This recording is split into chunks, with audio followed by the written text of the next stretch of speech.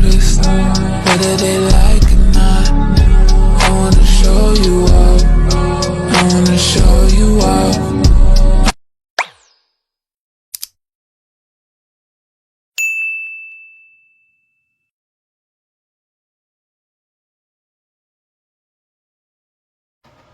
Hello everyone, welcome to Mental Health Mondays, where I discuss a variety of mental health topics and self-worth that are affecting different demographics and ethnic groups that are different demographics and that are tend to be underrepresented and that are undeserved groups / minority groups who have limited access to healthcare and healthcare itself, and also healthcare services and resources. Today I'm going to be talking about and spreading awareness of postpartum depression for not just new moms, but also from existing moms who are like experienced moms or long-time moms who are still experiencing postpartum depression. Because again, I want to spread awareness about postpartum depression, and this affects new moms and also affects long-time moms. Postpartum depression is a serious mental health condition that can impact new mothers after giving birth and even affects mothers way long after they've given birth.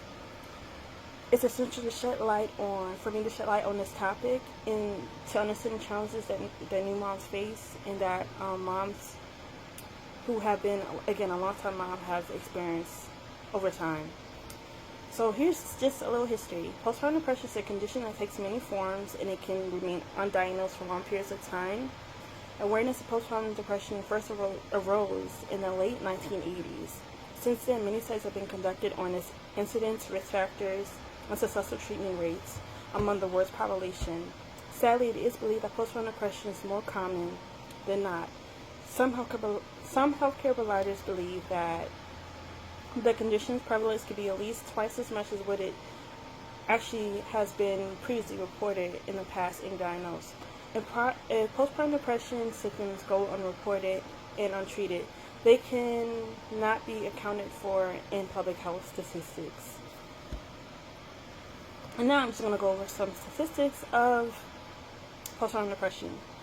Approximately, and this is the statistics of the U.S. I'll go over the statistics of Canada and also the UK. So, some stats of postpartum depression occurring in new moms in the U.S. is approximately 1 in 10 women will experience postpartum depression after giving birth, with some studies reporting 1 in 7 women.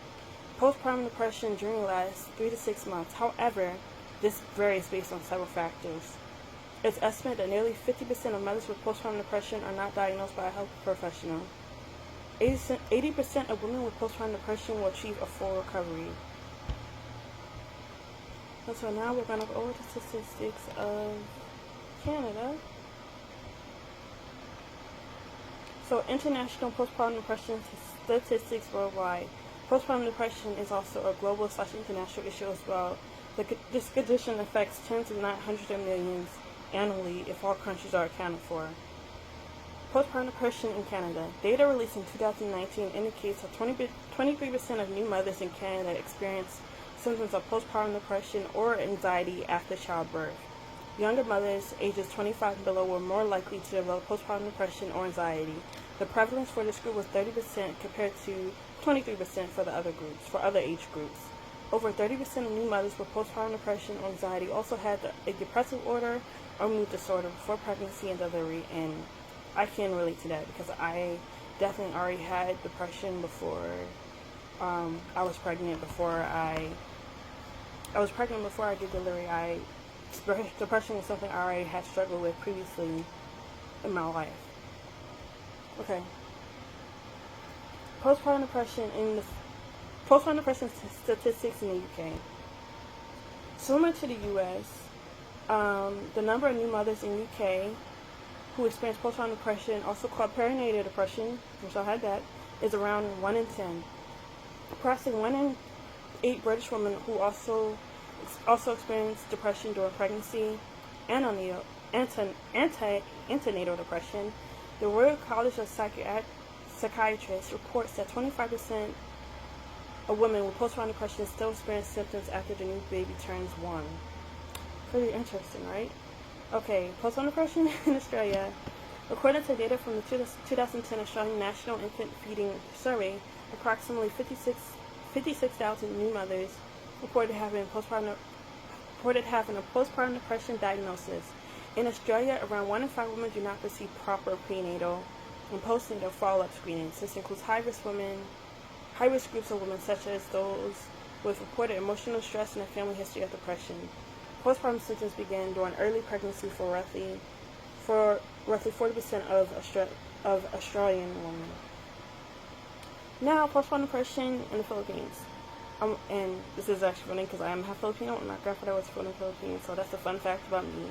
A multi-center study published in 2009 reported that 16.4% of new mothers in the Philippines experienced postpartum depression at the 6-week mark following delivery. In 2007, the 13th Congress of the Republic of the Philippines introduced the Postpartum Depression Research Act of 2017 designed to conduct and support research surrounding postpartum conditions. So postpartum by race, it looks like white mothers,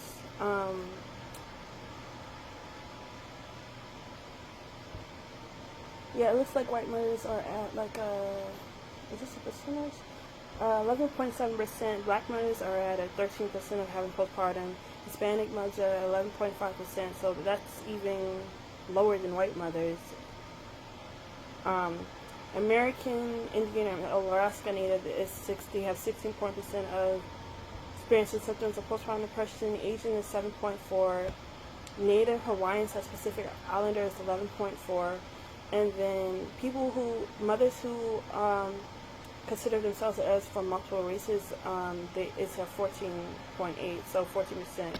So I want to say black mothers, American Indian or Alaska Native, and people with multiple races are at the highest rates or the highest risk of being or experiencing postpartum depression. Okay, yeah, so I'm going to actually send you guys some articles in the description box so you guys can also look over this for yourself as well, because this is actually pretty interesting, and I definitely, I really do love, researching these topics for you guys and also for myself, because it's really so interesting to know these things and to educate yourself about these things, honestly. And so, yeah, and then a little bit more stats. One recent study found that 1 in 7 women may experience postpartum depression in the year after giving birth, with approximately 4 million live births occurring annually in the United States. This equates to almost 600,000 postpartum depression diagnoses. It's important to understand that these numbers, only account for live births. And then many women who miscarry or have stillbirths experience postpartum depression symptoms as well, when including women who have miscarried or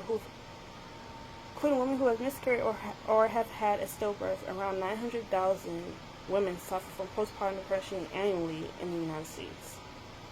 Now, guys, that is a huge number of women who struggle with postpartum depression.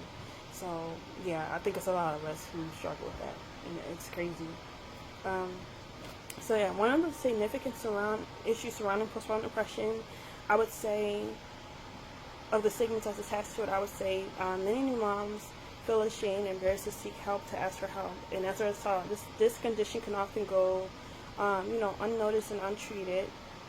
It's vital to break the silence and to break the stigma surrounding postpartum depression to ensure the new moms and also long-time moms are able to get the support and resources they need to be the best mother, and to also to pour into their children and also pour into themselves, because you can't pour into your children if you don't, from an empty cup, if you're not pouring into you. And so now we're going to talk about the symptoms of postpartum depression. So it's essential to differentiate between the common baby blues, which every mother is most likely to experience, every new mother is most likely to experience, and more severe postpartum depression. So symptoms may include So symptoms of postpartum depression may include feelings of sadness. Well, I think babies may include feelings of sadness, anxiety, irritability, and difficulty bonding with the baby. However, symptoms of postpartum depression, I want to say postpartum depression affects your mood, it's your mood, irritability, whether you're easily irritable or not, your interests, sleep, appetite, and bonding. So for your mood, it will affect, you will feel sad, hopeless, guilty, or experiencing mood swings. Irritability, you'll feel angry or agitated towards your partner, baby, or other children. Interest, you'll lose interest in the world around you or in things that used to interest you and things that you used to like to do and everything.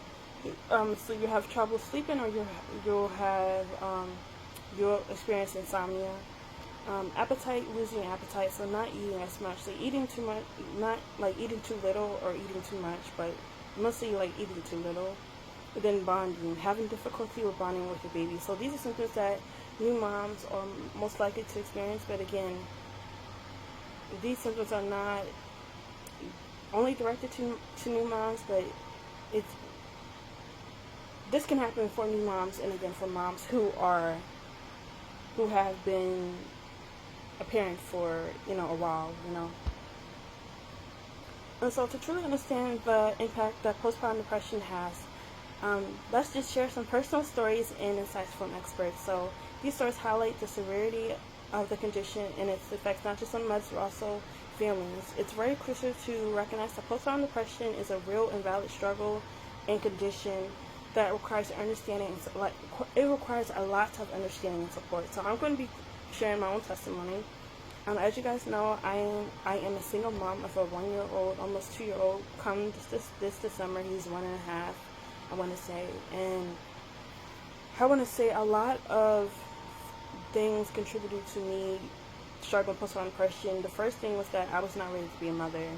The person I was with, he knew that I wasn't ready to be a mother. I didn't want to be a mother, and it's mostly because I knew I really didn't have I didn't have the things I needed to be prepared to be a mother, such as having a car and stuff like that, or not having our own house or own place, or not even being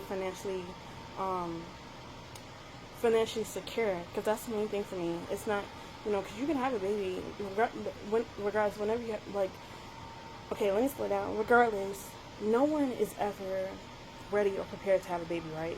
Even if you're financially secure, you're never going to feel like you're ready. But at the same time, if you already are secure and have what you need to make sure your baby's taken care of, and I'm not saying my baby is well taken care of, but I'm just saying these were some of my struggles, or some of the thoughts I had with even when I was pregnant, even after. So yeah, that's number one. And then number two, me and my partner, we just never got, I don't want to say we never got along, but it's he put me through a lot of stuff, and it just became to a point where I realized that I was going to have to co-parent, or even, become a single mother and do this on my own, and then just the weight of being a single mother and having to do all these things on my own, and, having to be the mom and the dad to my son, and having to carry the heavy weight and everything, because the other parent doesn't want to carry their weight, doesn't want to do what they need to do and everything. That is for me, that's a big risk factor. And also at the same time, I resented my child's father for even giving me a child and saying he wanted to be a family man and everything, and not even stepping up. Even after we broken up, he never even stepping up. So, and again, this is not even me shaming him or belittling him or putting dirt on his name. This is not even about that. I don't care nothing about that. But this is my testimony. This is my testimony. This is my story. This is what I've been going through. This is my journey. So I want to put out there that just because you share your story, you share your experience and everything like that, like I said before, just because you share your experience, your story, whatever, does not mean that you are shaming another person or that you are talking down on them. I'm literally sharing my experience and sharing my truth.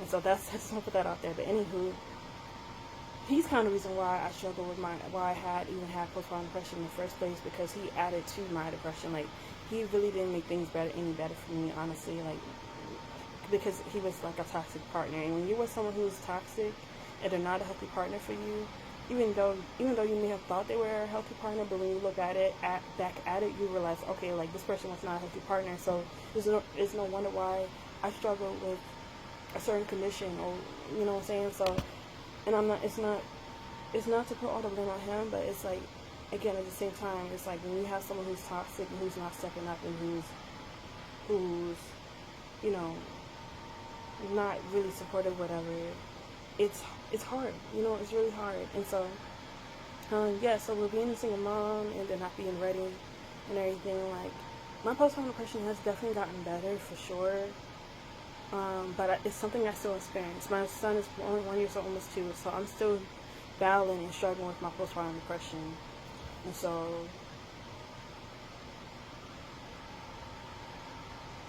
for me, it's not even a thing where it's like,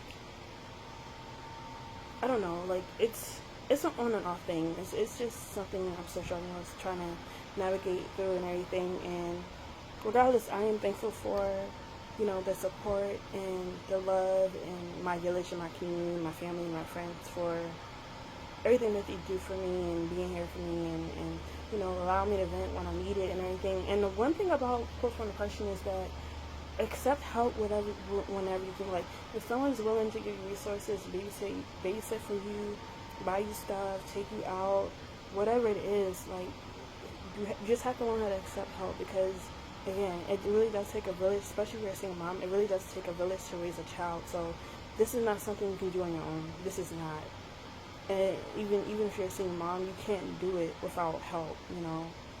And I'm not saying it's impossible to do it without help or whatever, but you're going to need some type of help, whether that's getting a babysitter or having friends to lean on, or having family to lean on, or finding like your own support group to lean on, or whatever, you know. So yeah, you're going to need some type of support. So whatever support you can get, just accept it and receive it. Okay, I know it's not easy, because it's not easy for me to accept help and receive it at times either, but we have to remember that, you know, although we have to remember that it's also okay to be selfish sometimes too, in terms of, like, it's okay to prioritize your mental health and your emotional health and to take care of yourself and supporting yourself. Like, people want to make it seem like it's bad to be selfish, but it's not. It really isn't, because when you think about it, if you're not taking care of you and loving you and nourishing yourself, how are you going to be able to do that for your child, you know? So just keep that in mind. Like, it's okay to be selfish sometimes. It's okay to do things for yourself sometimes, even if you're a mother. And again, you don't even have to be a mother to do these things. Like, if you're a people pleaser, you don't need to be a people pleaser, you know? Just do something for yourself once in a while. And so, yeah, I just wanted to get all that out, you guys. This is just my story. I've been battling with my postpartum depression ever since my child was born, and then also I had prenatal depression during my pregnancy, and I had depression before my pregnancy. So for me, it's something I already was battling with. And so when you're already battling with a certain condition, and then you have to battle with it during pregnancy, and then after pregnancy and after birth, it's tough. It's tough, because this is like something I already was battling with, but in a different way, you know. And so, yeah, I just wanted to spread awareness about postpartum depression, because it's very crucial. You know, new moms and existing moms, you know, need support, understanding, and access to resources to help them navigate the challenging barriers of motherhood. And so by acknowledging the importance of mental health and supporting new moms and existing moms, we can create a more compassionate, understanding, and community to all families, in a safe space for mothers to vent and to ask for help. And so if you or someone you know is struggling with postpartum depression, remember that you're not alone. Like, we're in this together.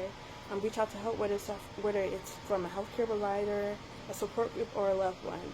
Please share your experience in the comments down below, or reach out to me for more information, for support, for advice, anything.